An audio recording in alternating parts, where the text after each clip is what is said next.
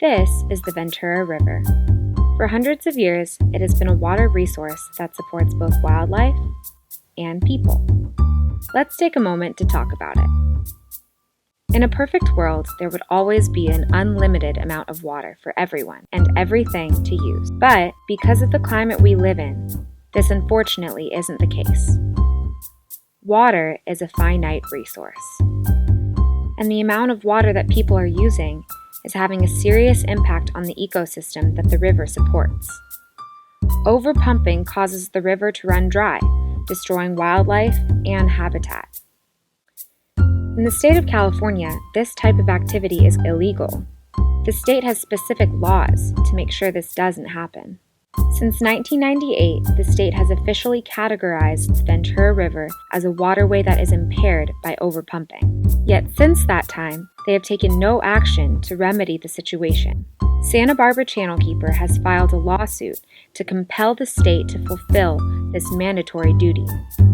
To put it simply, we want the state to analyze the pumping of the biggest pumper, the city of Ventura, to ensure reasonable use. Some may ask, shouldn't the needs of people be prioritized before the needs of wildlife? But the reality is, they already are. In fact, the river and the wildlife it supports currently aren't even a part of the equation, and not a drop is being left behind.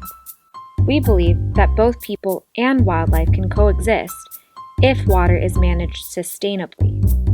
By forcing the state to identify the true limits of the city's water supply, Channelkeeper is progressing the conversation towards the pursuit of long-term sustainable water management alternatives and resurrecting the river itself. Things like stormwater capture, advanced water recycling, and committing to lifestyles that actually reflect the climate that we live in.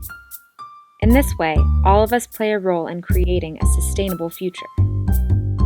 If you agree that water should be managed sustainably for both people and the environment, sign our petition to resurrect the river.